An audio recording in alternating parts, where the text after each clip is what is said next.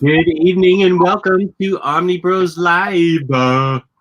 I am one of your co-hosts, Omnidog from Omnidog's Vault on YouTube. And I'm here with Comics Guide 101, Lou. Lou, how do you do? Hey, man. It's Thursday night and things are going good. We are almost at the weekend. Yeah, we are. Ever since my wife retired, I don't know what day of the week it is. It's got me a clock that tells me what day it is, not the time. It tells me what day. Because I used to gauge when my daughter was going to school, I gauged what day of the week it was by her school schedule, and then I gauged it by my wife's work schedule.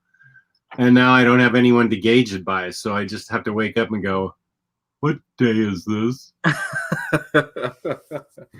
Yeah, and like Atit Patel says, this is a long weekend for a lot of people, for me included. I have 3 days off this weekend. What is it? Martin Luther King. Oh, okay. Yeah, Martin Luther King Day is Monday, so schools are closed. A lot of government buildings are closed and stuff like that. So that's this weekend.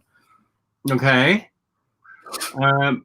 Before we get started, why don't we talk about our awesome sponsor, InStockTrades.com, where you can get your collected editions up to 50% off. Loyalty discounts add 2% to that. At the end of every month, we get a $50 gift card to give away to a lucky viewer out there in Viewerland. And you just have to pay for shipping. It could be anywhere in the world. $50 or more in an order gets you free shipping at InStockTrades.com. Fabulous customer service, fabulous packaging. That's InStockTrades.com. Amen, brother. And tomorrow is WandaVision. Oh my God! I told my fiance wants to watch it with me, and I told her I don't think that's gonna happen because I'm just gonna get spoiled. I get spoiled for everything. Because of Twitter. Because of Twitter, because of online, because of the Facebook groups and stuff like that. So if I don't watch it at 5 a.m. right when I wake up, and it's 2 episodes, I'm just not going to watch it. Yeah, it's 2 episodes tomorrow. Oh, yeah. I don't have that. Generally, Mandalorian didn't get spoiled for me because I don't have Twitter. So, but I get it. I just want to see it tomorrow because I want to see it. I've been dying to see this thing. Mm-hmm. And it's interesting. It's the first Marvel property we've had in a year because we have not had anything. We didn't have anything last year. We haven't had anything since Endgame, I believe. Okay. So it's gonna be interesting. This is the kickoff for the next phase, and I am all for it. I'm super excited. I was getting burned out. For me, in some ways, I think it benefits me that they took the year off, or they had to take the year off because of COVID, because I was starting to get burned out from the Marvel stuff. And now I'm jonesing. I'm like, okay, I need my fix. Yeah, I can't. I'm incredibly excited because, of course,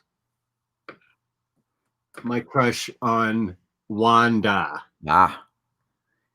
Oh, I was wrong. It was Far From Home. Far From Home was awesome. Heidi? Huh? Oh, okay.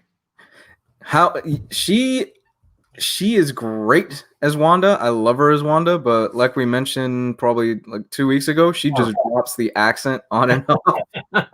It's convenient. So I'm kind of curious if she's just going to drop it completely for this TV or not. I was wondering that too. If you know how it has that look of the 50s, the black and white 50s sitcom type thing. I wonder if she's just going to go with her real voice. Mm-hmm. I don't know. I'm super excited. It seems to take a lot of inspiration from that wonderful Tom King run, especially some of the stuff we've seen. I love the concept of every single episode being a different time period in American television. I think that's brilliant. How many episodes is it?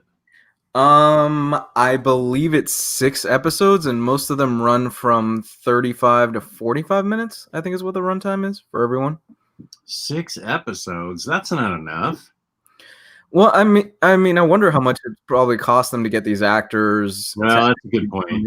To commit to this stuff, and I'm in. I mean, if they can tell a concise story in in 6 episodes, then I'm all in. British TV programming, stuff like Sherlock, they'll do, or Luther, they'll do 3 episodes, but each one's an hour and a half long. Yeah. These guys are saying it's 9 episodes. Oh, That's wow. better. That's longer than what I actually thought it would be. That's great. That's probably perfect.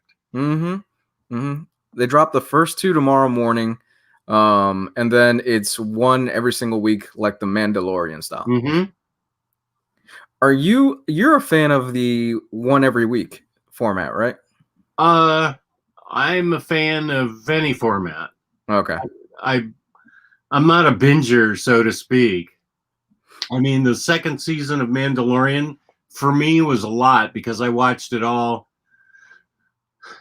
I don't know, in 2 or 3 days. So that's binging to me is like 3 shows. Binging to my daughter is both seasons in 1 day. So yeah. I'm not I don't have the capacity to sit in front of the TV and binge forever. So yeah, not like you young folk. My fiance and I, we binged Nurse Ratched, that TV series that's on Netflix. Nurse Ratched, is that based on One Flew Over the Cuckoo's Nest? I'm not sure, but it is the best, trashiest, worst TV show I saw. It's bad. It's really bad, but it's so bad it's good, and I had a blast watching it with her. Because Nurse Ratched was the name of the nurse in One Flew Over the Cuckoo's Nest. Okay, so it is the same character. Same character as One Flew Over the Cuckoo's Nest? Okay. That's I might watch that. That sounds funny. Jess, it's bad. It's that bad. It's fun though. It's trashy TV. So, like, what's bad about it? I mean, is it the acting or the script or everything? It's everything from the overacting to the storyline. It reminds me of like 90s soap opera bad. Oh, okay. Yeah. Okay. Well, but it's fun. Let's see. Here's a question. Hey, Lou and Jess, did you guys read Lemire's run on Green Arrow? I'm certainly reading it, and it's really good. It's great. I read it a long time ago and loved it, but I couldn't tell you anything that went on in it, like all these other guys with great memories. I just remember that I loved it a lot. I thought it was really good.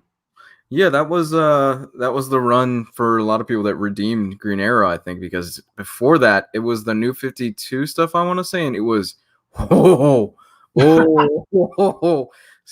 Lobdell. I believe that was Scott Lobdell, man. Oof.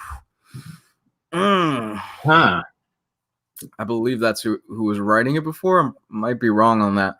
But Lemire just took the reins on that, and he ran with it with Andrea Sorrentino. Yes. And I believe was the artist. And wow, that was good stuff. Yeah, it was great. I remember really, really liking it. Let's see. I'm just looking into the chat. Blah, blah, blah. Dee, da, da. Oh, it was Diggle and Ascenti. There we go. Thank you. Thank you for that, Jesse. What was? Oh, the Green Arrow? Yeah. Yeah.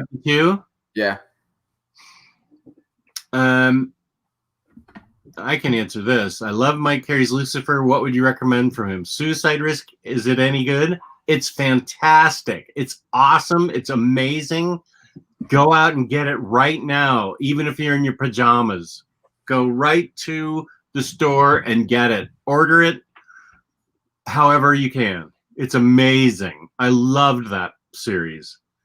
That's one that Peter M. turned me on to, and he knew my tastes perfectly. Suicide Risk is awesome. I love it. So you definitely need to read that. It's my highest recommendation possible.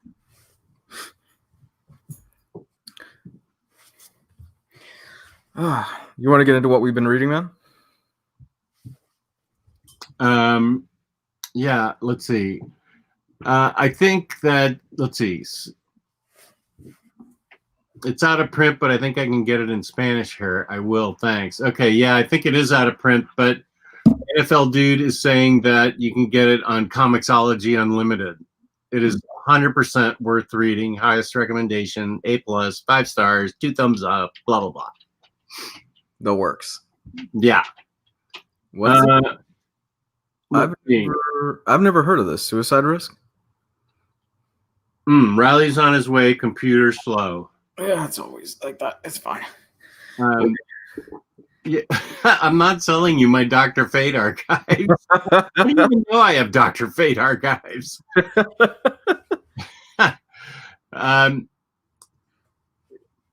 was I going to say? I don't know. It must have not been important.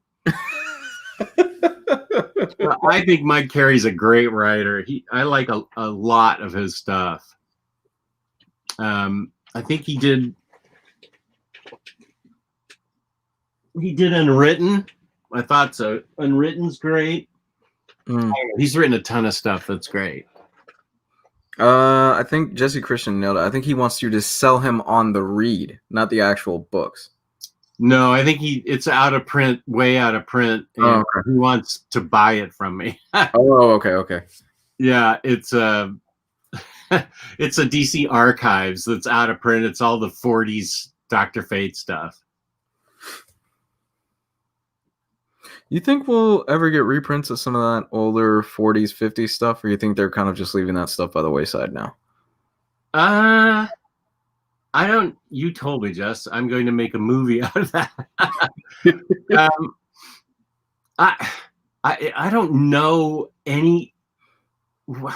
I don't know what's going on in DC. And Taylor and I interviewed John Arcudi the other day, the writer of BPRD and other Hellboy things. And wait, you did? Yeah, it was awesome. And you didn't tell me? What the fuck, Jess? I'm telling you now. Why would I not tell you? What do you, dude? You know how much I love BPRD. Well, I didn't know what would I tell you? You're interviewing John Arcudi. It's a great interview because he's so funny. The guy is hilarious, and he names names and dishes stuff, and he is hilarious. We're gonna have him on again, and you can be on the interview panel. That's fine with me. Please. I urge everybody, not for the sake of my channel, but for the sake of entertainment, to go to Omnidog's Vault and watch the John Arcudi interview.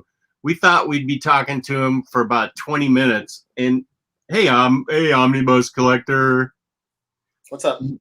And we spent an hour and a half with him, and the guy is a stitch. He is so funny, and he has such a huge career that is not just BPRD, but I mean, we talked about Charles Schultz and Peanuts, and he knew Charles Schultz, and he knows all these people in different things besides comics that are comic related, and knows a bunch of legends and has stories, tons and tons of stories about his interacting with all these comics people, and it was just the most fun I've had on an interview with a creator. Oh my god, I'm jealous. Okay, well, you guys talk about his Thunderbolts? I didn't. That's it's a little bit of a joke because his Thunderbolts is notorious for being like the worst thing to ever happen to the Thunderbolts. Maybe that's why I didn't talk to him about it. So back issue 75 of Thunderbolts was a big like finale type thing for Fabian Nicieza. And with issue 76, John is it Arcudi or Arcudi?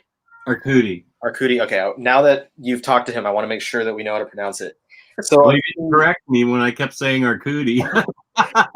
He came on with issues 76 to 80 and wrote Thunderbolts aka Fight Bolts, and this is what it's collected in as a paperback called How to Lose. And it was basically like Fight Club Thunderbolts, and it had nothing to do with anything to do with what the Thunderbolts was. It was not even anything remotely resembling it, like, because we've had later runs where they turn it on its head and they're like, oh, like when it became a Black Ops team of villains, or whenever it was the team with Luke Cage pulling people out of the raft and stuff. Those like take their own directions with the Thunderbolts, but this was just something completely out of left field, and it is hated. Like, it is loathed by all the Thunderbolts fans. You can talk to Omar about it. Every single time I say something about like mapping the rest of Thunderbolts, and I said it recently in our chat, and I said like, hey, so if there's a volume 2 of the Thunderbolts Omnibus, if that comes out eventually, then that would be, or no, I think I said like, you know, hey, so we'll probably get a volume 2 because the pre-order sales have been great on volume 1. He's like, you want me to get something that has Fight Bolts? Like he gets riled up about Fight Bolts. Now I want the book. I don't know how much it goes for now, but back when I bought it, it was like, you know, $5, $6. Oh, and So- Man 40 is saying that it's pretty expensive now. I'll That's just read it on Marvel Unlimited then. It's sad because it's something that's like, I don't even know if it's on Marvel Unlimited. It's like forgotten. People really? it didn't happen. You'd have to let me know because I have no idea if it's on there. Okay. I just realized, I was like, why can't I see any of the comments? Okay, there we go. Where was I? I was talking about Fight Bolts. Because the series, basically, after that, it ends. It gets canceled. And it comes back later, and there's a mini-series, a 6-issue Avengers versus Thunderbolts versus Avengers, whatever it is. And that's collected in another pretty rare paperback. And that was Fabian Nicieza comes back and writes for 6 issues, and then he relaunches it as the new Thunderbolts with a new number 1. And the 6-issue miniseries is basically meant to take the spot of Fight Bolts. So that book effectively in the chronology does not exist any longer. So I'm hoping, just for the sake of the thankful map or hopeful mapping and whatnot, that we'll get a couple of omnibus editions for the Fabian Nicieza run. The first of which would lead up to Fight Bolts, and then the second of which would take place with the miniseries that replaces Fight Bolts, and then New Thunderbolts, which leads into all the Civil War era that eventually leads towards the new stuff. So that's it. And man also asked, am I in my new spot? This is the old spot, actually. So I'm in the process of moving everything, and right now, all I've got left is the Western stuff, and that is where all my manga was. Wow. And that's all gone. And so I need to move all this stuff now. But the manga is set up and it looks amazing.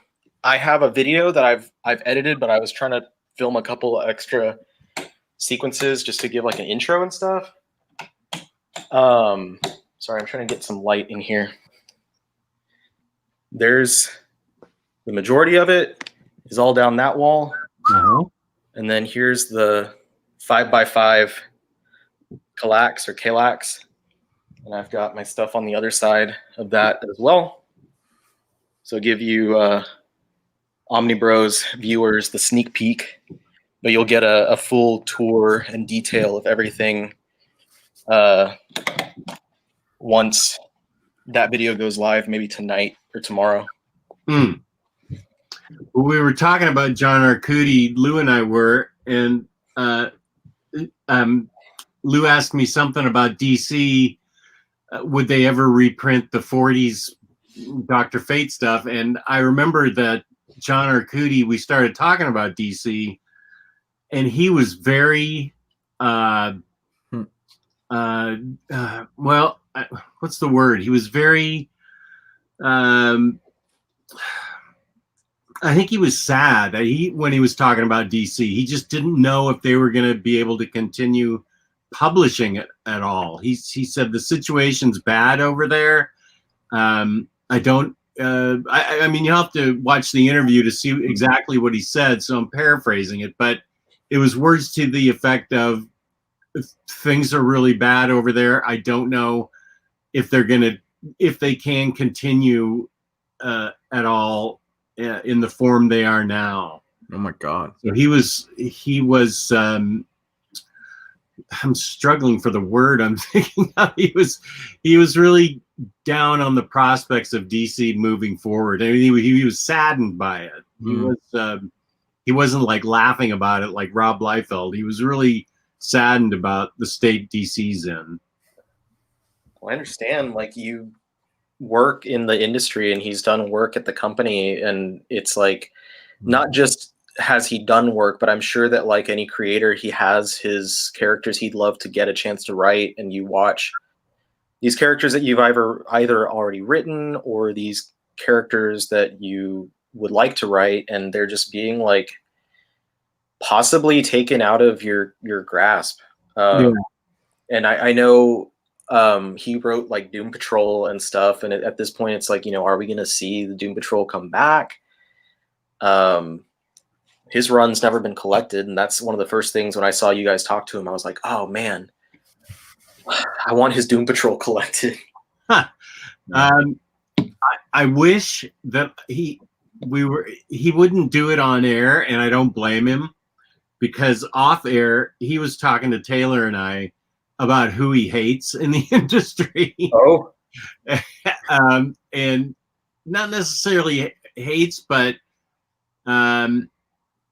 people that have given him the shaft, and he was bitter about it. But he was also really upbeat and really funny, and I just I would love to interview him like weekly when he has this book coming out that, of course, now I'm blanking on it. Something to, oh, Taylor, are you in the chat? Where are you? Damn it. It's a really good, wait a minute, maybe I still have it up. Let's see. Because he sent us a file on it. 2 Moons. It is about the Civil War, an American Indian serving in the Civil War on the side of the Union, and there's horror elements to it. And in the interview, we show a lot of the pages that he sent us from the first issue. And he goes, okay, stop. Don't show the ending there. I don't want anybody to see the ending. So 2 Moons, I urge everyone to go out there and buy the first issue. It comes out next month, I think. But he was so fun. I would love to interview him again. And Lou, I promise you can come on and help interview him and slather him all up about BPRD. I appreciate that, man. Thanks. Was that the main thing that you guys talked to him about, or what books were you and Taylor talking about? Well, we talked to him a lot about one of the books I read this week, Rumble, which I'll be talking about. That's six trades, and I asked about a hardcover about it and stuff, and he went into what goes into that decision. He went into how the first 3 issues are illustrated by James Herron, and he considers him a co-creator. And you have to watch, because I was sort of confused. He was very I'm struggling for my words tonight. What am I, high? He was he felt badly about James Herron leaving the book. He felt he didn't handle John Arcudi felt he didn't handle it right, that James Herron left the book and another artist came in. because he considered James Herron the co-creator. And so he wants to make it up to him somehow. But James Herron went off and did his own thing, and it sounds like John Arcudi was sad that he made the decision to go ahead and not wait for James to be done and come back and help finish it. But it's 6 trades, and I think it's possibly still going because it doesn't come to a definite conclusion. But we talked to him about Rumble. He talked about some of the stuff he did at Dark Horse. And he talked about all the people he knew. He was really saddened by Richard Corbin's passing. He was really close to Richard Corbin, and he's dedicating 2 moons to Richard Corbin. He had something lined up with Corbin to do, and he was really sad that happened and they couldn't work together because he was really excited about it. So the guy was unfiltered, and it's he salty language throughout it, and it was absolutely unfiltered and great. He was I don't know, I can't say enough about the guy. I loved interviewing him. But we he talked about everything. So the writers that he follows, the books he reads, things like that. So Rumble is one of the books I read this week. To prepare for that, I had read the first 5 trades, and then number 6 came out. And Rumble is a book that is about, where's the first book? Rumble's a book about God that comes back to Earth and is in search of a body because his body's been stolen, and so he possesses a scarecrow, and he's in a scarecrow's body, but he still has all his powers, and he wields this big ass sword that he uses to fight off. He was originally created as a god to make Earth ready for the humans that were getting ready to take it over by getting rid of all these other creatures that were living on Earth. And they're still living on Earth. All these little creatures that are all over the place. And it's like a 10,000-year-old war, and he starts it up again. And there's I love this book. It is really, really good. And it's full of humor and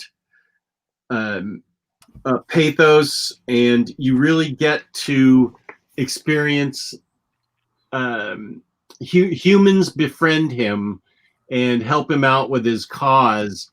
And one of the humans, I don't want to give anything away, but one of the humans kills somebody, and he's markedly changed by it. And that's one thing we talked to John about. I'm on a first name basis with him now. Sure.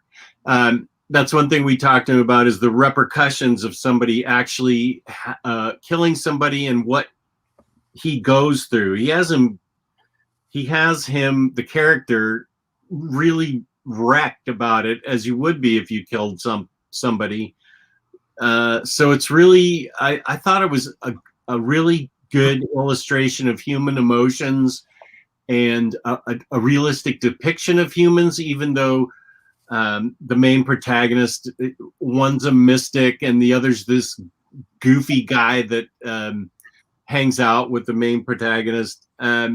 It really shows character development in the guy that goes through all the changes after he kills somebody. But it's so much more than that, because now he's looking for his body, and he finds the body, and he needs his heart, and they're constantly on these quests and going through these boss fights and stuff.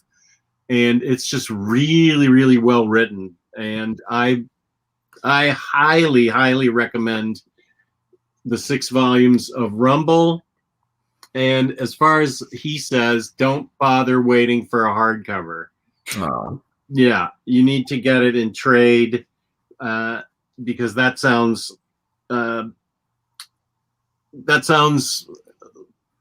based on how Image handles things. That sounds like it didn't sound like a hardcover was coming because I asked him about it, and Well, it's up to the creator. So well, he said something different, and he's the creator. So he said that it had a lot to do with if Image thought it was a good idea financially to put out a hardcover.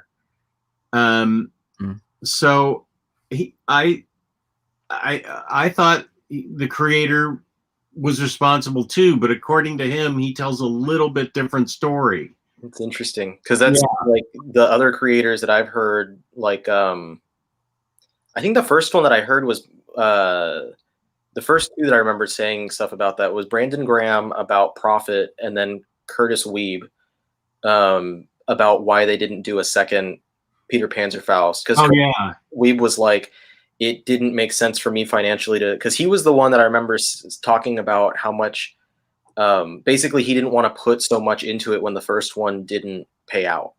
Right. And that was a great series. I loved Peter Panzerfaust. That was fun. That was a good one. Yeah, I liked it too. So that's what I read, and I highly recommend Rumble, but I don't know what to tell you about how Image does things. He told a little bit different story, and so which I think Tyler and I were both surprised to hear. Yeah, I've read the first, I want to say 3 or 4 issues of Rumble when it was first coming out, and wow, the art on that is beautiful. Yeah, James Herron is really great. And of course, Lou, who colored it? Oh, where'd you go? Stewart. Yeah, that's exactly right. Dave Stewart, who colors everything. There was a period in time where Dave Stewart was winning every single year, Eisner after Eisner, for the best colorist. Yeah, I knew that you would know exactly who I was talking about. So it's really, it's long enough that you get to know the characters and really sympathize with them and really get into it. And it's just fun and funny and really out there with all the beings that he thinks of and all the godlike beings and the creatures that are capable of the things they are. Like there's this one creature that's this huge fireball that can form things out of fire and burn things down. And when the main character puts him out with a fire extinguisher, he's this little teeny kidney bean of a dude that's about this big, and he's running around without his fire, and he's all bummed out, and he's just this little squishy thing, and he plays a big role in the whole book. Mm-hmm. But that was, to me, that was hilarious that he turned out to be this little twerp that could set things on fire when he had his powers. So what did anybody, and I have one other thing that I read, but I thought that I shouldn't take the entire show, the first part of the show for myself. I'll go next. I read a Jessamendation, I guess we could call it. Recommendation. I don't know. Jessamendation. There we go. I read a Jessamendation after he praised it so much on the Sunday show. I read Wonder Woman Dead Earth by Daniel Warren Johnson. And the verdict is, it was great. Oh, so much fun. Oh, good. So much fun, man. Daniel Warren Johnson is quickly becoming one of those guys that whatever project he decides to write or draw, I know he's got Thor character, Beta Ray Bill. Yeah, he's got Beta Ray Bill that he's going to be working on next, and I can't wait. He's doing art and writing on that. But yeah, the art duties are handled here by Daniel Warren Johnson, writing handled here by Daniel Warren Johnson. It's a 4-issue Black Label series, so it is a bit longer in terms of the single issues than your traditional comic book. This is what I'm talking about when I say they use the Black Label imprint wisely. It's not used just to be, oh, I can throw in as many cuss words as I want, or I could be edgy for the sake of being edgy and look at Batman's dick because we can do that now. This is actually a really badass story that centers around Wonder Woman, who is this part of metal canon? Because this seems like this could fit into the metal stuff. I don't think so. I don't think so either. I think it's oh, he wrote Extremity too. I don't know if I've read that. Since it's so far in the future, I didn't pick up any metal universe hints in it. Okay, because I haven't read anything from metal, so maybe this also helps with that. But this is a great little mini series. Like I said, it's really short, and it tells the story of Wonder Woman basically waking up in a post-apocalyptic setting and going about and figuring out what exactly happened, and eventually helping out a society of individuals that remains. Needless to say, there are a lot of twists and turns. There are a lot of moments that I was like, wow, that was very well handled and very intelligent. I will say, I think the first issue is a bit slow, but it does pick up the pace. And eventually, when you do get to those reveals, holy crap, that was great. That was fantastic. And there is a new way that Diana uses her lasso, which was just the most metal and badass thing that I absolutely love. And at the same time, when that moment happens and how she acquires that new way, I kind of winced a little bit. I was like, oh, that kind of felt a little queasy in my stomach. The spine. Oh, yeah. That was an amazing just circumstance that I don't want to give anything away, but yeah, that was amazing. I winced a little bit at that, and I was like, oh, that's really disgusting. And for me to kind of wince at it, it takes a lot. But I thought that's actually really brilliant considering how that ties in and the character and everything like that, how that works into it. This was so much fun, Jess. You hit this out of the park for a recommendation for me. I like I said, Murder Falcon was my book of the year, I want to say 2 years ago. And had I read this last year, it probably would have been on the top of my list for one of the books of the year last year. And I can't recommend this enough for anybody that's a fan of Mad Max or that's a fan of post-apocalyptic stories. You don't need to know literally anything about Wonder Woman to enjoy this. All you need to know is it's badass and it's metal as hell. Nice. I'm glad you liked it. Very nice. What have you been reading there, Omni Kolak? Well, I'm trying to think. It's been a really hell of a week with work and stuff, so I haven't gotten to read a ton, and I spent the entire weekend organizing that new library and all that. So that's been the majority of what I've been doing. And then like in between, I'm playing catch up. I'm like 2 months behind on single issues now, and I'm trying to hastily catch up on my pile of recent manga releases before the new pile arrives. Which like I think I'm down to 14 books that I need to read before another dozen come in. And I don't want to bore you guys on that because it's basically just me reading the next volumes of everything. So I read like 2 volumes of Jujutsu Kaisen, and I'm reading another volume of One Punch Man, and I've got like another Pokemon book lined up. I am excited though. I have never really paid much attention to this kind of stuff. Sorry, I'm trying to look for something. That's fine. It's a lot easier for me to find stuff in this setting at this point.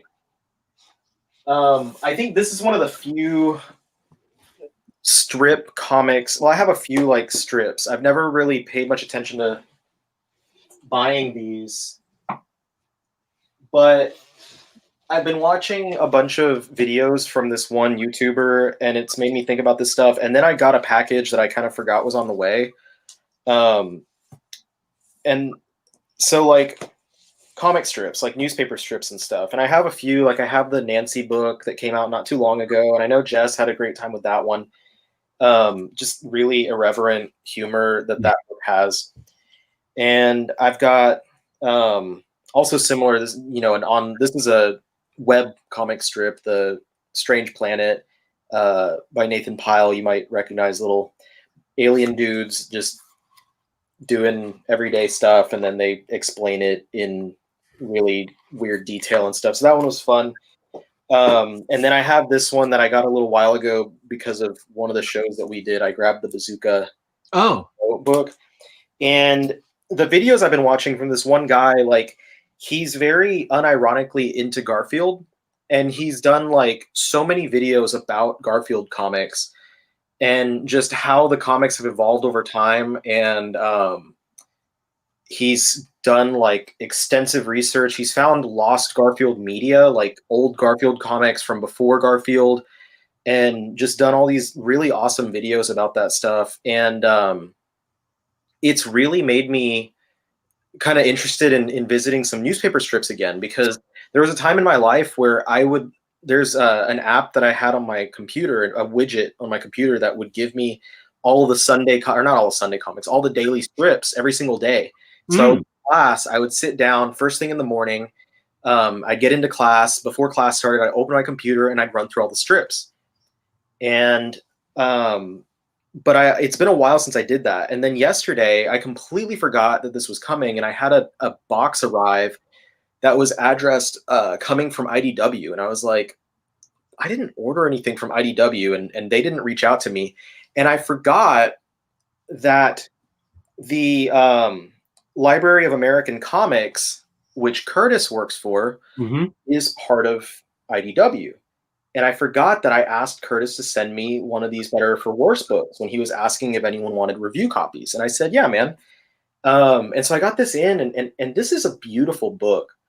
I don't know if you have any of these hardcovers. I asked him. I also asked him to send that to me to review, because I love that strip. It's not coming from him because he's in Canada, but it comes from IDW in California. Yeah. This is a beautiful book. Like, these are really well put together, and I know he puts a lot of work into it himself. And I've never read but a few different For Better or For Worse strips here and there when I was growing up, and I'd grab the newspaper from my dad and read the comic strips, all the funnies. I'd read it because it was in there, but like this would be my first time. And I told him I'm interested in reading this because I'm coming in as an outsider. I'm coming in with someone who's really not familiar with any of this stuff. And I want to review on the merit of that perspective. And just seeing this has opened a really dangerous door for me, because now I'm like, damn, I want to look at some other strip comics. And now I'm sitting there like, how many Garfield books are there? 60 plus, by the way. There's a lot. This is dangerous, and I really hope that I don't make it to that point where I start buying all these. But I'm really excited to read these, and I'm excited to at least get to, because a lot of those strip comics are available to read online through like the official sites and stuff. But I really want to revisit some of those that I was reading back, when I was growing up and stuff. But so this is going to be really cool. And yeah, if you find me like getting really deep into Garfield, then that's going to be why. That For Better or For Worse, it was such a great strip. She is so talented, and that particular volume, one reason why I wanted to sign up for it, it has two big things that happen in it, and this was back in the 80s, I think. This one is 93 to 96. Okay. As I said, it came out in the 90s. But one of the characters comes out as gay, and then they deal with the death of a pet. And it's both of those things were really groundbreaking at the time. And she doesn't treat either of them lightly. She treats them really seriously for a comic strip, and it's really well done. I think she's really incredibly talented. Well, I'm excited to read for the first time, I guess, quote unquote, because I've read strips before, but it's different. Like, because a lot of strips are the kind where narrative doesn't matter, and it's just joke of the day type stuff. Yeah. But then you have the ones where there is the ongoing narrative, and it does matter, and this is one of those types of things. So reading a strip here and there, it isn't, you're not following that story, and so I'm really intrigued to do that, and I'm at the very least, if I enjoy this, then I know it'll have me looking for the other volumes in this set. But I think this is, what is this, volume 5 or something? And Curtis mentioned recently how many volumes it was going to be, and it's not that many. So it's something at the very least I can look at that. It's funny, like everyone discussing Garfield now in the comment. There's one comment that is spot on. This was one of the great strips. What? Hey, never mind. Cul-de-sac was awesome, and it was so tragic. I think Richard Thompson was his name. I loved that strip, and I believe he developed Parkinson's at an early age and had to stop drawing it, and then he passed away from it. But Cul-de-sac was so great. It was looked at life so interestingly, and Alice was the little girl in it, and Petey was the kid who just sat on his bed reading comics, wanting nothing to do with anybody. The Otter Loops was their name. It was really funny, remarkably great. I'm gonna have to look into reading more of these things, because it's always fun to have something that's got that very simple, just you can read a couple strips here and there just to enjoy, and then move on with your life and do something else. It reminds me also a lot of web comics. There's a lot of web comics that have the same feeling and style of of these newspaper strips, and at some points it feels like they're just ones that didn't get picked up. And that was something that last year I was trying to get a little bit deeper into reading web comics again, because when I was in high school, I used to read so many of them. I kind of lost it over time. But do you ever read Garfield without Garfield? Yeah, Garfield without Garfield, Garfield as Garfield, which I think was like Garfield replaced by a picture of Chester A. Garfield. I forget what they call the, because there's several of them that are like that. The parody ones, because there's the ones where they just take Garfield out, but there's also the ones where they just take his speech bubbles out. And it's funny because people forget, who don't really know about that stuff, but a lot of people forget that Garfield doesn't talk. It's just his thought bubbles. So when you read everything and realize that it's just John kind of talking to himself, that it's really sad, especially at the point where because he has his roommate for a while, he lives with Lyman for a bit, and Lyman's the one that brought Odie, and then Lyman leaves, and he leaves his dog. And that's kind of weird to me that Lyman just abandons Odie and gives him to John. At least that's what I understand had happened. And at the time, you have Lyman there, and so John has someone that he can talk to. But then after that, it's just John talking to his cat, and his cat thinking about all these like sarcastic comments and stuff. But in reality, John's just this really sad, creepy guy. He has a girlfriend now. After like stalking her for years. That's true. The old strip, like Liz hated him. Yeah, that's right. Like there was one strip, like a really old one, where he like basically was following her, and like you see him ducking behind a corner, and she's walking down the street, and he's like, "Oh my gosh, here she comes," and he jumps out to like confront her, to be like, "Oh my gosh, hey, let's go out." But she has another guy with him or with her, and it's like this big, muscle man of the beach type dude.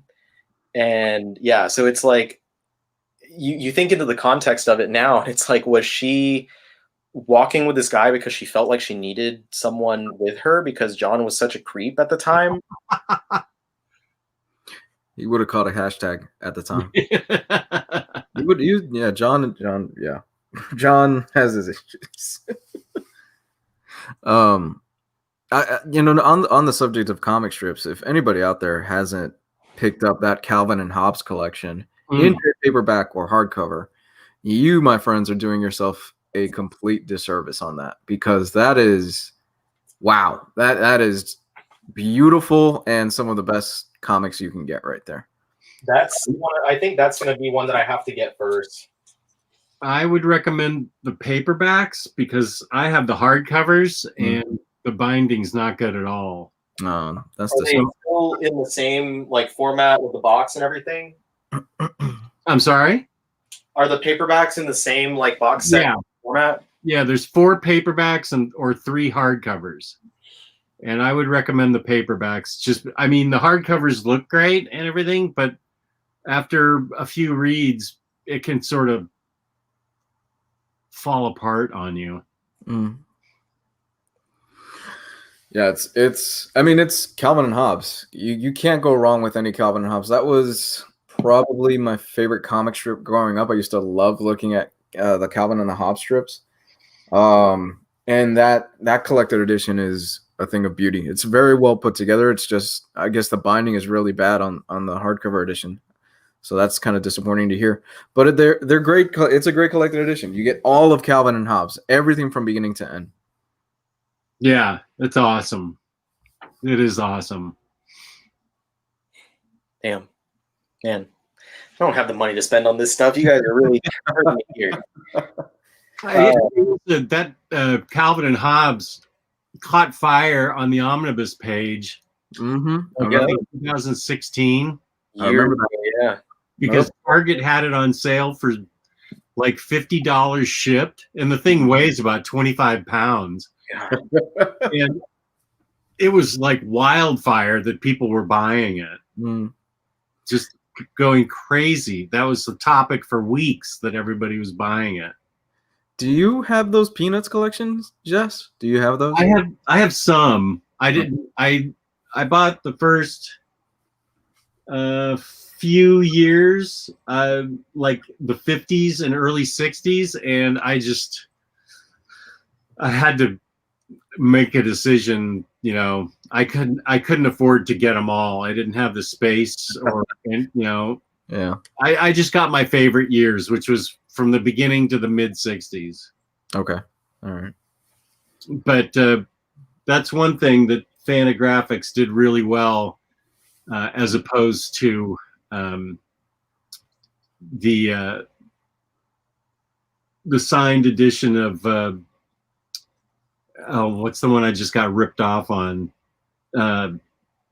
Peter Baggy's Hate, where I got the Holiday Inn piece of paper as the signed bookplate. Yeah, Fantagraphics did a beautiful job on the Peanut stuff. Well, that's all I got going on my side. Like I said, work's just been kicking me in the anus. But my wife and I started watching that show, the What's the one? What's it called with Kaylee Cuoco on HBO Max? Oh, the one where she's a stewardess? Yeah, like is it called The Flight Attendant? The Flight Attendant. Yeah. So we've watched the first several episodes of that, and that's been good, but it was like I don't know if either of you have seen any of it, but it's like frustrating at the beginning because it's just something where you're like, why did you make this really dumb decision? And the first several episodes is just her like continuing to make stupid decision after stupid decision. Well, finally, like she makes a better decision, but now like it's too late. She's already set herself up for failure. And I'm like, damn. So would you recommend that we watch it or not? I mean, so far it's good, but I'm only like 4 episodes in, so I don't know how much there is so far. So I don't know like if the whole first season is done. I don't know, but I'll have to come back and say something soon. But aside from that, we've just been watching the steadily unfolding drama of our country over the past 2 years, or not 2 years, 2 weeks or so. That It's felt like 2 years since the beginning of the year, like the 2 years of 2021 so far. We're gonna watch. We've decided we like the first few episodes of Schitt's Creek enough that we're just gonna completely give into it and binge watch as much as we can over the next period until we're done with it. There's like 6 years of it, so yeah. I loved the first few episodes, so my wife and I are definitely gonna be in on that. Yeah, that's a solid. That's a show that like I've watched several pieces of, but never watched every single episode. So one day, whenever my wife decides to do another watch through of the entire series, I'll have to sit down and watch all of it with her. Yeah, it's really good. I've really enjoyed what I've seen. I think everyone really pulls their A game. Yeah. Oh yeah, Queen's Gambit. I talked my wife into that. That's right. I need to watch that. You need to watch. You remember way too much about me. You need to watch Queen's Gambit. I know. Everyone else has to remember so that you don't have to. It's actually good that people remember because I don't. That's right. Queen's Gambit is one thing that my wife was interested in too. What else? WandaVision up tomorrow. Yeah, we were talking about that earlier when you hadn't signed on yet. How excited we were for it. Well, it's going to be fun. It'll be nice to have another show to watch every week. Is it only one that's coming on tomorrow, or are they going to have 2 episodes to start with? Okay. I have to see like if my wife is interested in watching that or not, because if she is, I have to wait until she's able to watch it with me. And if she's not, then I'll just watch it. Not have to worry about her. Atik, that is where you are wrong, sir. I have watched New Mutants 2 weeks ago. He talked about it on the Sunday show about 2 weeks ago. Yeah. I'm the one now that needs to watch New Mutants. Yeah. I really liked it. How do you remember watching it? That was like last week. I remember watching movies. What else have you read, Jess? You had one more book for us today. I did. It's controversial, but my feelings about it are controversial, and I'm sure there's going to be a lot of hate in the chat. And so I just advise the chat, take it easy. I'm entitled to my opinion, and I'm entitled to like what I like. And I know everybody else doesn't like this, but I found myself I haven't read the whole run yet, but I found myself really enjoying it, and I'm looking forward to reading more because I think it's an interesting take on the character. It's a character that's old, and so you always need to bring in new challenging elements to keep it interesting. And wait, let me see if I can give you a hint. If you can guess. Can I guess? Yeah. Darkhawk. You read Darkhawk #1? No, this character's 80 years old. Darkhawk was born in the 90s. This is the year of Darkhawk, Jess. So, do you enjoy Superman by Bendis? Yes. Oh, damn it. What? Really? Yep. I read the first 4, starting with Man of Steel, and then the first 3 Superman hardcovers by Bendis. Everybody's entitled to their opinion, but I guess people don't like a character getting messed with. I thought all the changes were interesting and held my interest. I thought it was a good story about how John was trapped in Earth X or wherever, where the crime syndicate's in charge, and for 15 or 10 years or whatever. I thought it was touching, his reunion with Damian. I think that the way it was written, just I was drawn into it, and I wanted to read more about it.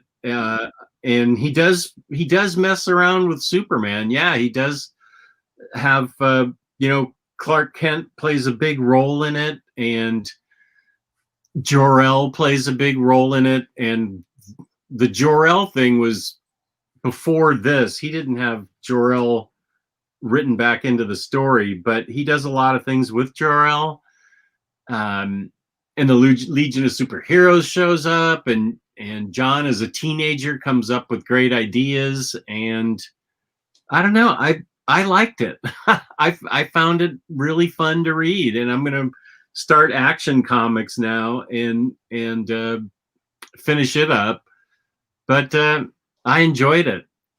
So I don't apologize for it. You like what you like, and just I liked it a lot. It's awesome, man. I'm glad you liked it. That's on my to read list, but like you, I've heard mixed to things about it, so I've been kind of hesitant to jumping into it, but I'll check it out. I will tell you that that run left such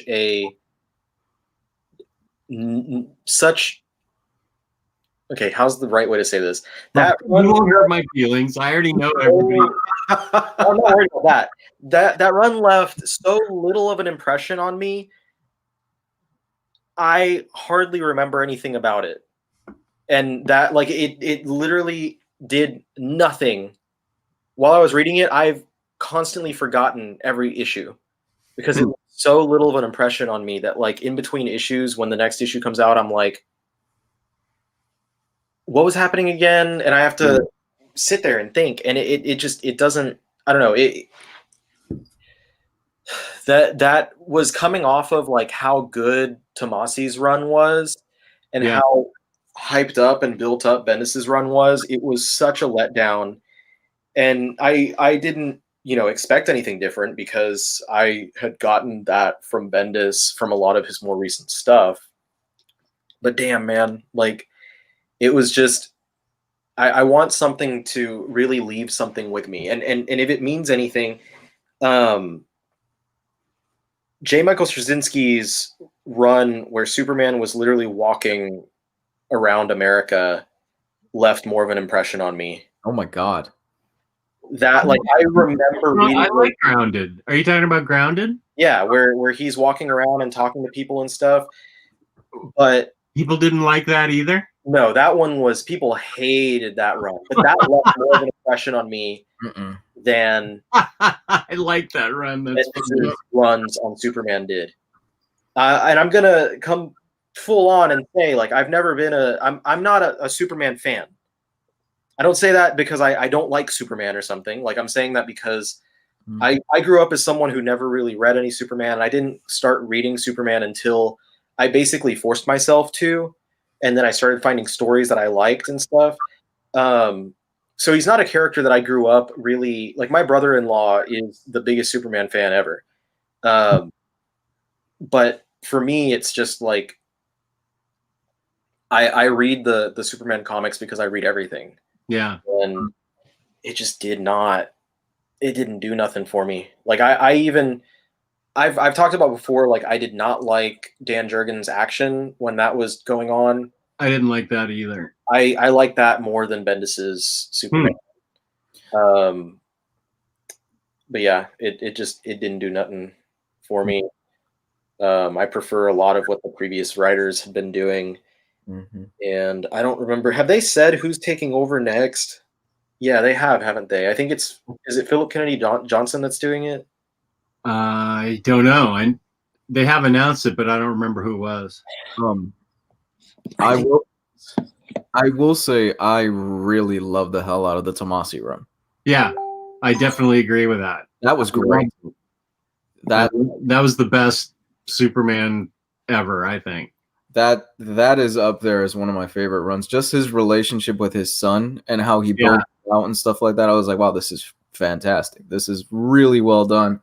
And then Bendis, for whatever fucking reason, decides to age him up because I don't want to read that. I want to read him as young, fun. I don't want to read him old. I want to read about his son as an old person or a teenager. I think, and that also comes from my love of Super Sons from that book. Yeah, that was a blast all the way through. That was great. Yeah, I'm also not a fan of Philip Kennedy Johnson, so nothing I've read of his has impressed me at all in the least. Like it's been the same type of stuff. Anything that his name is attached to, if I read it, like I don't think anything I've read has been so offensive that I've been like, I can't read this. But it just leaves zero impression on me. And so it was like whenever they announced PKJ taking over on Superman in action, I was like, why? What else has he written? I'm not familiar with his name. A black label, I think it's a black label series, Last God, over at DC, and then he's written a couple things at Marvel. He did the most recent Zombies thing, and he had a couple. I think he did the Empire Captain America miniseries. It's just all, nothing does nothing for me. Like it just leaves me completely cold.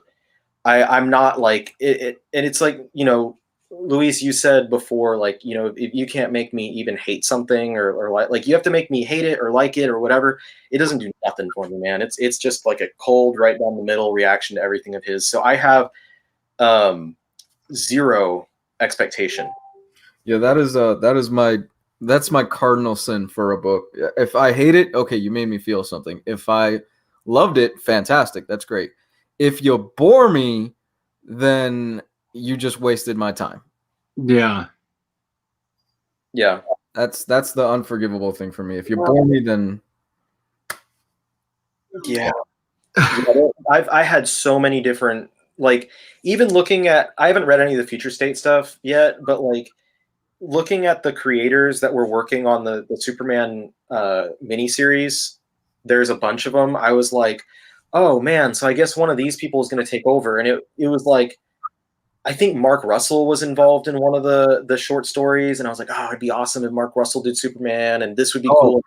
And it was like, Philip Kennedy Johnson was the bottom of my list. I was like, just for the love of God, can we please have anyone except for Philip Kennedy Johnson? You know, I think if Mark Russell took over Superman, it would just be social commentary on how people view Superman. It would be just one giant book about social commentary. That's all it would be the whole way through. Because that's what he does. That's his thing. It'd be dope. It'd be better than whatever Philip Kennedy Johnson was going to do. I hope the reason I'm like going off like this, like I'm talking about how much I dislike his stuff, is because if he comes in and gives me like a Superman that's actually good, I'm going to be so happy to be wrong. I'm going to be so happy to eat my words. Well, and I wouldn't worry about John being aged up. It fits the story and fits where he takes it. And, you know, the next writer will have him go through time and age back down. So that's why I wasn't worried about it. He'll be buddies with Damian at 10 years old again, probably. I doubt he's going to stay aged up, but it was interesting in the story.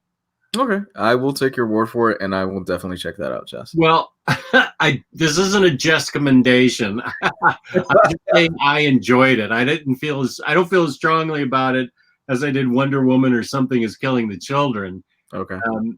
It's just something that I read and enjoyed. Okay. Awesome. I forgot about this. I can't click on people's comments. I don't have power. What do you want me to hit on?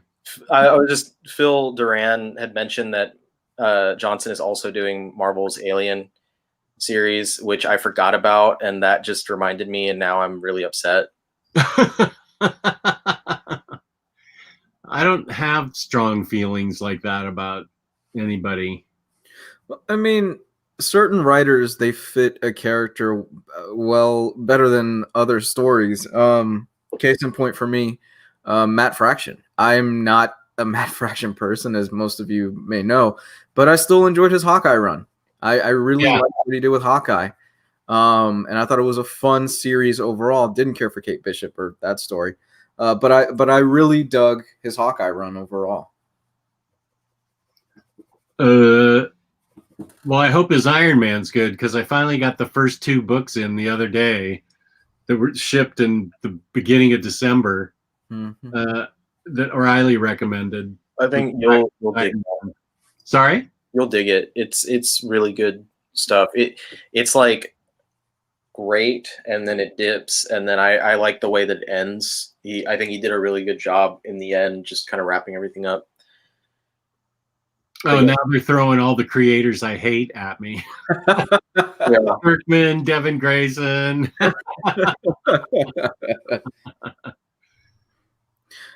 All right.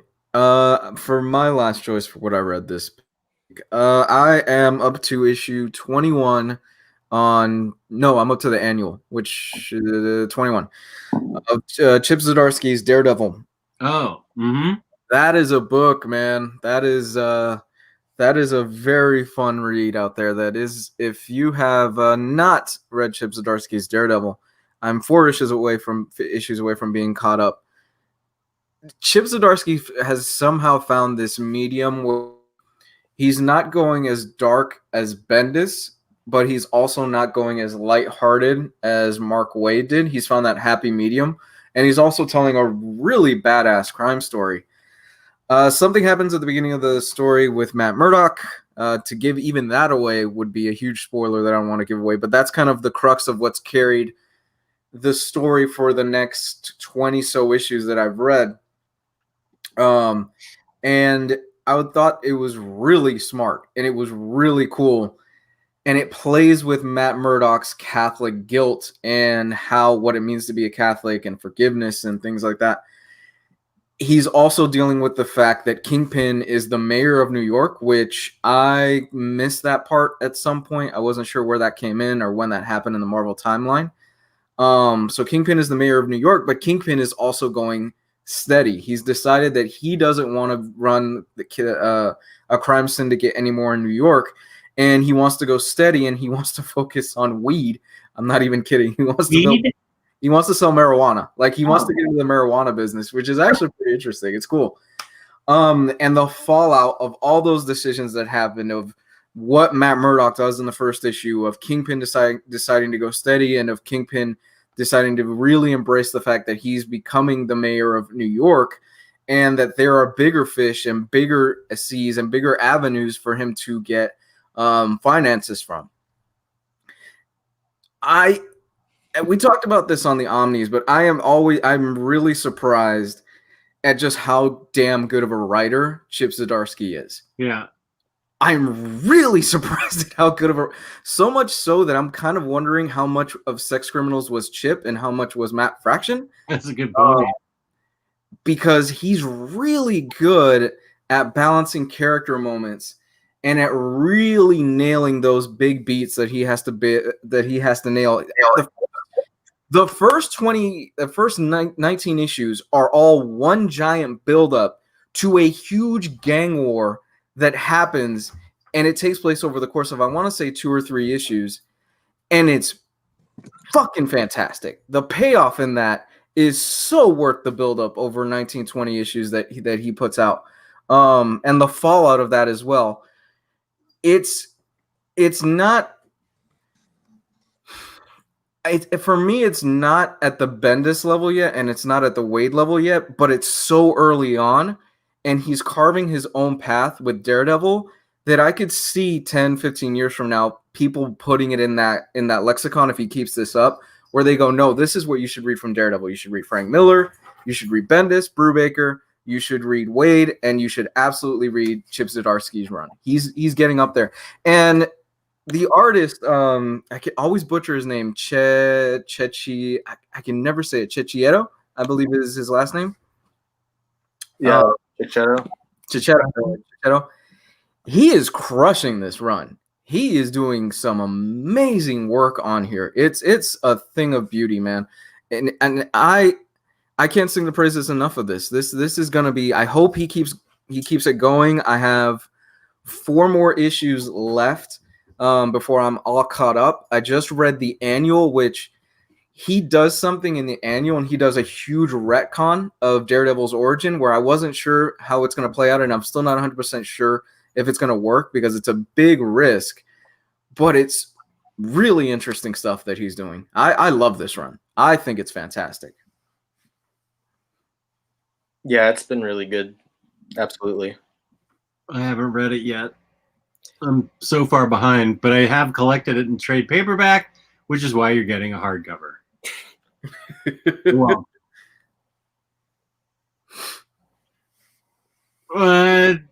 this is probably a good time to say something about our awesome sponsor, that's InStockTrades.com, where you can get up to 50% off on collected editions with a bonus repeat. Why am I struggling with that? I had up to 50% off with an extra 2% reward for being a repeat customer. I had it shortened. I'm forgetting everything tonight. Okay, InStock Trades, up to 50% off, 2% bonus. They give a $50 gift coupon out at the end of the month. They give to us to give to a lucky viewer like you. Anywhere in the world, you can send in your name for it. That's at the end of the month. Don't do it now. And that $50 credit is a wonderful thing they do for us. Also, $50 or more in an order can get you free shipping in the United States. Fabulous customer service, fabulous packaging. That's InStockTrades.com. I don't remember if we mentioned these, but the changes to the system with like the 2% and what are the changes?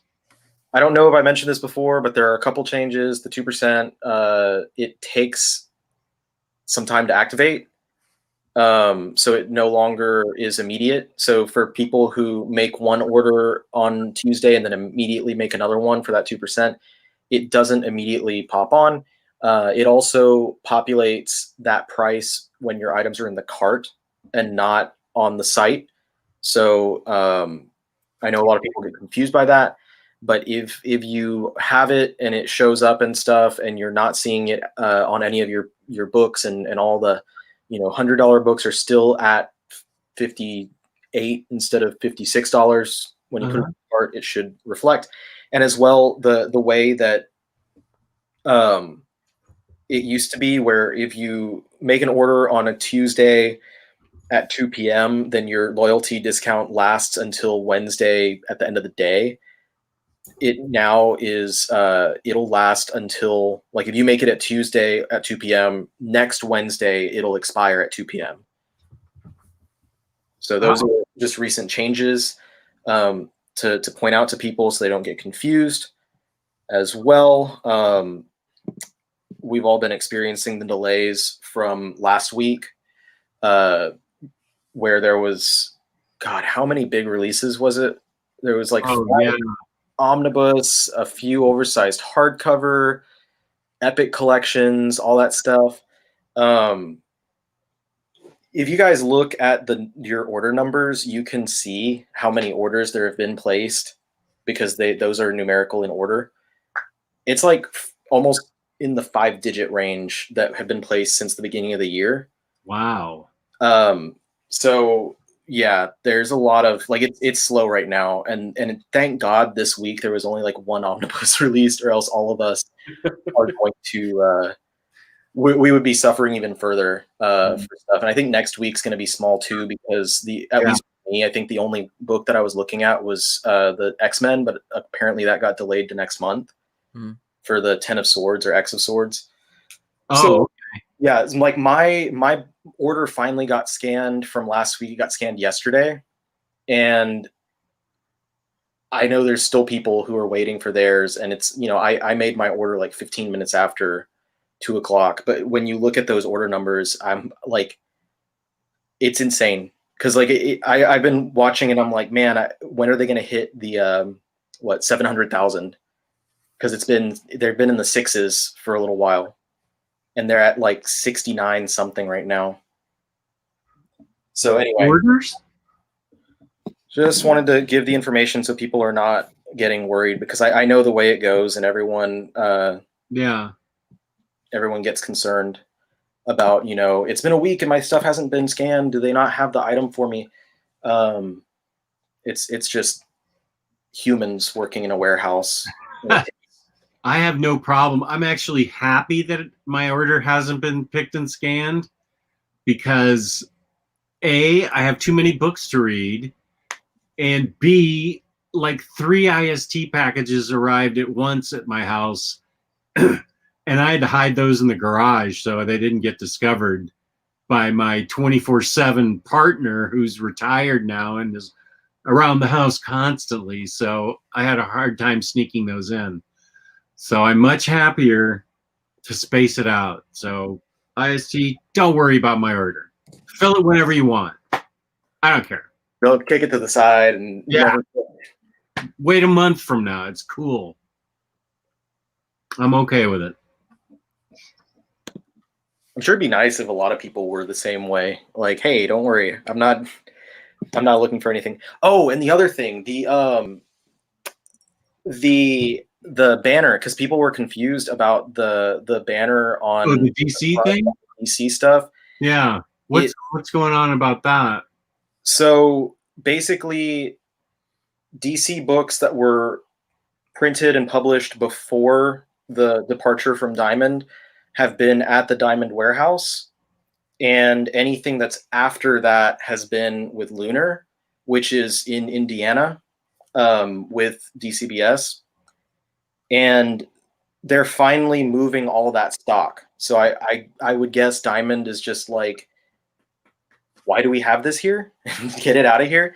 And so they're finally moving all of that stock from where I think they're in Kentucky, I think is where Diamond is. So they're moving it all from one state to another. And until that gets moved, they can't reorder all of those older DC titles. So like new stuff, like the stuff from this week, 100 Bullets, that's coming from Lunar, so that's not going to be impacted. But the stuff from that was at Diamond, like the books that the books that I'm trying to think of good examples, like Rebirth hardcovers and stuff like that, like Superman and Batman. Those are the ones that you're not going to be able to get. So if you were someone that had a bunch of those titles in your wish list and all of a sudden they just disappeared, that's why. They don't want to, because there's no estimate, because it's a lot of stuff that's going to be moved and it's going to take a lot of manpower to unpack it. So they don't want to let people order any of that while it's going to take an unestimable time of to get it available. So that's why they put that up there, and it's already caused issues because they weren't told that ahead of time, that's what was happening, and all of a sudden, what? Who wasn't told that? Like, IST and Tales of Wonder wasn't told that this move was happening. Oh, that's why a lot of their orders weren't being filled, and so now they know, and it's like all these orders have already been placed. So now it's just kind of trying to play damage control and not allowing more orders to be placed. But those items are coming back. Like that's the point at the end of it, is that all those books are going to be back in stock once that transition is finished. So I have to tell everyone that stuff so that they don't get upset, and you know, I'm sure a lot of people are getting upset and whatever, but it is what it is. And it's just the more information, knowledge is half the power. Sergio is asking who is moving. Nobody is moving. Books are moving. Books are moving. From Diamond to Lunar. Diamond is in, I think Diamond's in, it's either Missouri or Kentucky. I thought they were in Memphis. That's why IST moved down there, to be closer to They are closer. They're like driving distance, like a short drive away from Diamond. Okay. But all the and this is a misconception, because I know some people think that like because DCBS and IST are the same thing, they exist in the same place, they operate. Like DCBS is up in Indiana, and they're moving everything from Diamond, which is close to Memphis, and they're moving it out to Indiana, to the Lunar warehouse. Right. So that's what's moving. People aren't moving. Books are moving. Books are going to get placed in the right positions, and they're going to start going out and getting back to where people can order them. And once that happens, everything's going to be good. But yeah, that's why everything is not available. So if you went on there and you saw like, oh my God, all these Superman books are gone. They didn't go out of print. They didn't go out of stock. It's just preventative measures so that you don't make an order and you don't wait months, possibly. Okay. Thank you for that update. I gotta get going, guys. So bye, dude. Take care. Bye, everybody. Where are you on the internet? Comics Guide 101. You can find my archive of old videos at Comics Guide 101 on YouTube, and Comics Guide 101 on Twitter is the easiest way to get a hold of me. Okay, and here's Matt Miranda with the last compliment. Hey, Matt. Thank you. Bye, Matt. Matt, you're cool too, BFF. Whoop. Okay. So, Ryley, where can they find you on the internet? You can find me here. You can find me at the Omnibus Collector on YouTube and all that good stuff. And then the Facebook group, of course, the Omnibus Collectors Comic Swap and Community. And then I wanted to say, because N-Man mentioned that the people on Marvel Masterworks forum have been making complaints, and there's a whole thread. Like I'm sure there is, and that's fine. And the problem is that a lot of people just don't have the information, and a lot of people make guesses, and a lot of people also forget the fact that like you're talking about a actual group of people who are handling your stuff, and it's like when there are 10,000 orders that were placed within the course of 2 weeks, and there's only a limited amount of people on hand because of COVID. I'm going to be real with you. Like, you can't have a ton of people. It's going to impact how fast that stuff can get turned around. And it sucks, but like it'll happen. And I'm not making up the numbers and stuff. Like it's been about 10,000. If you look at the order numbers, it's been about 10,000 since turn of the year. Okay. Well, that's good to know. That's really important to know.